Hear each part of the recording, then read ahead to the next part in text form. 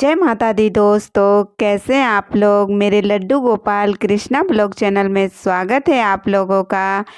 तो बिना कलश स्थापना किए हुए, बिना 9 दिन का व्रत किए पूजा कैसे करें, व्रत में साबुन, शैम्पू, तेल, सिंदूर लगाएं या नहीं लगाएं, तो चैत नवरात्रि 2024 में कब से शुरू कब समाप्त होंगे, कलश स्थापना, पूजा, शुभ मुहूर्त, जाने अष्टमी नवमी कब है।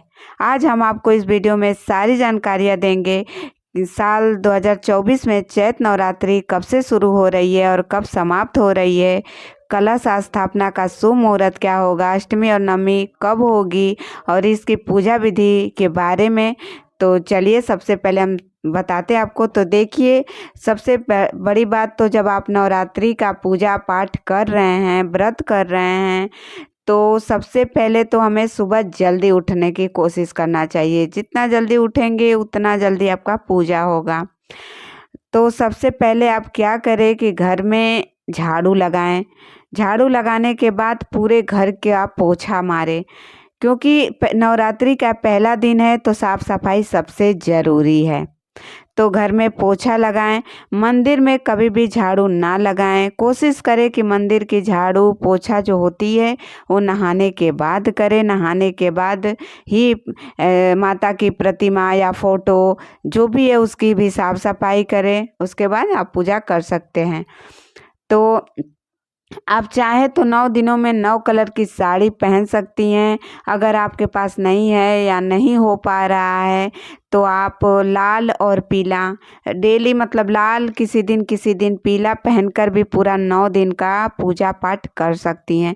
ये भी सबसे अच्छा होता है क्योंकि माता को लाल, पीला, हरा पसंद है। तो ये तीनों कलर की आप चाहें तो लाल, पीला, हरा कलर की साड़ी पहन के 9 दिन का पूजा पूरा कर सकती हैं। और एक बात, नहाने के बाद ही मंदिर में साफ़ सफाई करिएगा। और झाड़ू, मंदिर कभी भी झाड़ू से ना साफ़ करें, आप किसी कपड़े से ही साफ़ करें। जो मंदिर का रूम होगा या एरिया होगा, जो भी होगा, उसे आप कपड़े से ही साफ़ करें। उसके बाद आप जो भी आप प्रतिमा रखी हैं या फोटो रखी हैं माता की, उस पे गंगा जल का छिड़काव करके उसको पोंछ लें साफ से। उसके बाद आप 9 दिन का करें। 9 दिनों में 9 प्रकार की भोग लगा सकती हैं। अगर नहीं हो पाएगा आपसे कि 9 प्रकार का भोग जो माता को लगता है नहीं हो पाएगा, तो आप मेवा, मिश्री, बतासा, लचीदाना, इन सब चीज़ों का भी भोग लगा सकती हैं। और आप चाहें तो दोनों टाइम लेकिन भोग लगाना चाहिए। आप चाहें तो लौंग इलायची का भी भोग ज़रूर लगाइएगा। चाहे आप किसी भी चीज़ का भोग लगा रही हैं, उसमें आप लौंग इलायची 1 या 2 ज़रूर डालिए, रखिएगा सुबह शाम दोनों टाइम। अगर आप माता को पहले दिन फूलों का हार चढ़ा देती हैं तो ये नहीं, मतलब बहुत लोग क्या करते हैं कि पहले दिन फूलों का हार चढ़ा देते हैं तो उसको उतारते नहीं हैं। 9 दिनों तक, जब नवमी के दिन ही उसको हटाते हैं, विसर्जन के दिन।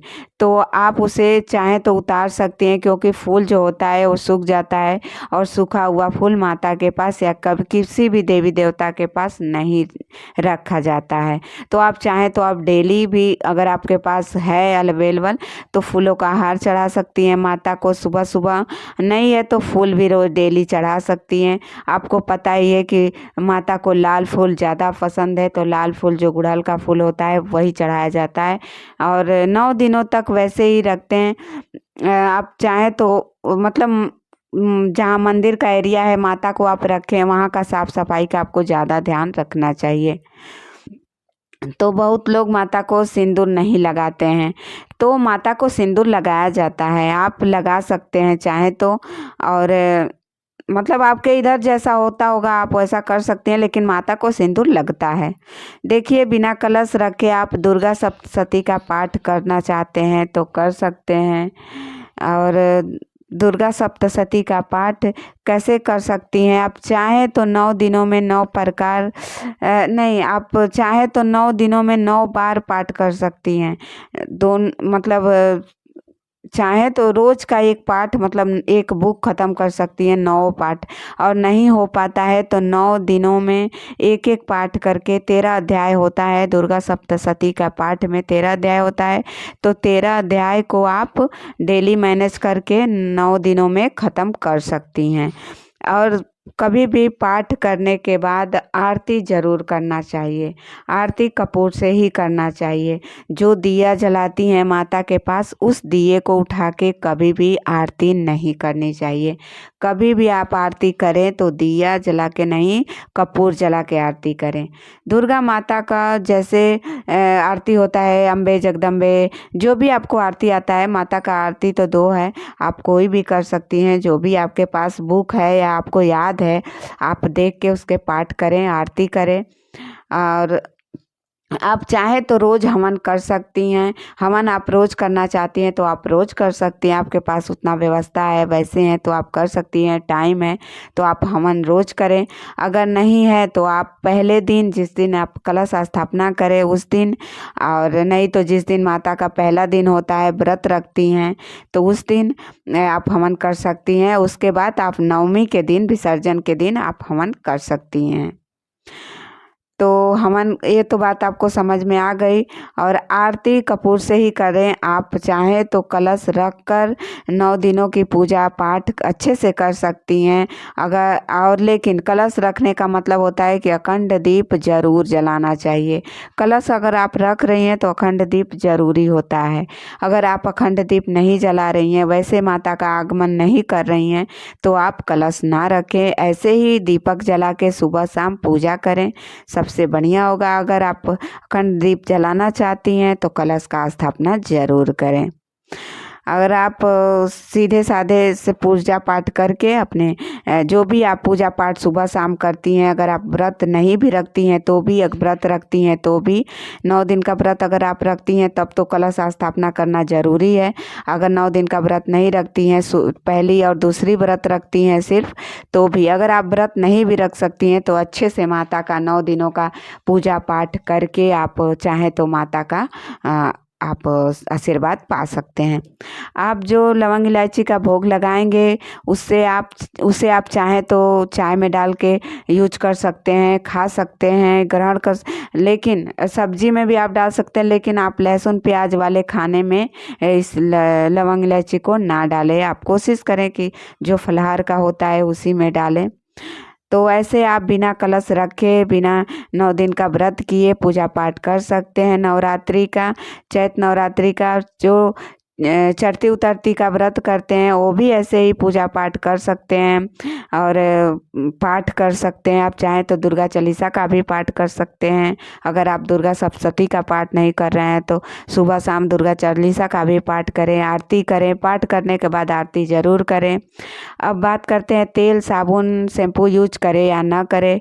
तो जो 9 दिन का व्रत करती हैं उनको लिए तो हम यही कहेंगे कि वो साबुन शैम्पू ना यूज करें, क्योंकि हम मतलब कुछ पता है ऐसा कि हाँ, साबुन में कुछ ऐसी चीज़ें मिलाई जाती हैं साबुन शैम्पू में कि जो हम व्रत में पूजा पाठ में नहीं यूज कर सकते हैं। तो आप चाहें तो आप ना लगाएं, लेकिन अगर आप ऐसे लगाना चाहती हैं तो लगा सकती हैं। आपके इधर जैसा होगा वैसा आप देख लीजिएगा। आप चाहें तो बेसन का भी प्रयोग करके आप 9 दिन तक यूज कर सकती हैं, साबुन नहीं लगा सकती हैं तो भी ठीक है। अगर आप कलश रखी हैं तो अखंड ज्योत जरूर जलाएं। नवरात्रि में बाल ना कटवाएं, नाखून ना काटें। कन्या पूजन कैसे करें? तो अगर आप 9 दिन का व्रत करती हैं तो कन्या पूजन जरूर करें, कन्या जरूर खिलाएं। अगर आपका चढ़ती उतरती 2 दिन का व्रत करती हैं, आप कन्या पूजन करना चाहती हैं तो वो आपके श्रद्धा के ऊपर है, आप चाहें तो कर सकती हैं, इसमें कोई मनाही नहीं है और कोई बुराई नहीं है। कन्या पूजन एक आपका माता का आशीर्वाद ही होता है। पहली बार व्रत उठाएं या ना उठाएं, तो पहली बार आप व्रत बिल्कुल उठा सकती हैं। आप चाहें तो व्रत करें, पूजा करें, सब कुछ आप कर सकती हैं। कलश स्थापना करते हैं तो अखंड दीप जरूर जलाएं, इस बात का आप ध्यान रखें। हम आपको कई बार बता रहे हैं। सारी जानकारियाँ समझ में आपको आ गई होगी। तो दोस्तों, मैं आपसे एक और विनती करूंगी कि वीडियो अच्छा लगे तो चैनल को लाइक और सब्सक्राइब ज़रूर करिएगा। बेल आइकन प्रेस ज़रूर दबाइएगा ताकि मेरी वीडियो की नोटिफिकेशन आपके पास सबसे पहले जाए। और अब जान लेते हैं कि चैत नवरात्रि 2024 में तिथियां कब पड़ रही हैं। तो चैत नवरात्रि प्रतिपदा तिथि 9 अप्रैल 2024 को है। शैल माता की पूजा करना है। घट स्थापना इसी दिन आप कर सकते हैं। चैत नवरात्रि द्वितीया तिथि है 10 अप्रैल 2024 को।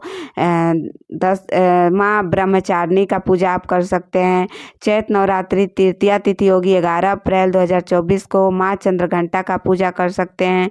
चैत नवरात्रि चतुर्थी तिथि है 12 अप्रैल 2024 को। माँ कुष्ठमांदा का पूजा कर सकते हैं। चैत नवरात्रि पंचमी तिथि है 13 अप्रैल को 2024 को। माँ स्कंदा माता का पूजा कर सकते हैं। माँ चैत नवरात्रि षष्ठी तिथि है 14 अप्रैल को 2024 को। माँ कात्यायनी देवी का पूजा कर सकते हैं।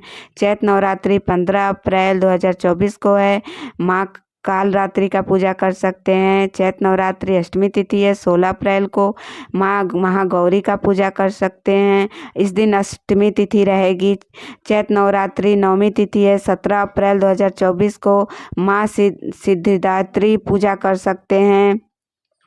अब जान लेते हैं कि घट स्थापना किस दिन करेंगे, यानी कलश स्थापना। तो मंगलवार 9 अप्रैल 2024 को हम घट स्थापना का शुभ मुहूर्त होगा। सुबह 6:02 पर बजे से 10:16 तक होगा। अभिजीत मुहूर्त है सुबह 11:97 से दोपहर 12:48 तक। तो दोस्तों, ये सारी जानकारी आपको समझ में आ गई होगी। तो वीडियो अच्छा लगे तो आपसे एक यही रिक्वेस्ट है कि अगर वीडियो अच्छा लगे तो चैनल को लाइक और सब्सक्राइब ज़रूर करें। कमेंट में जय माता दी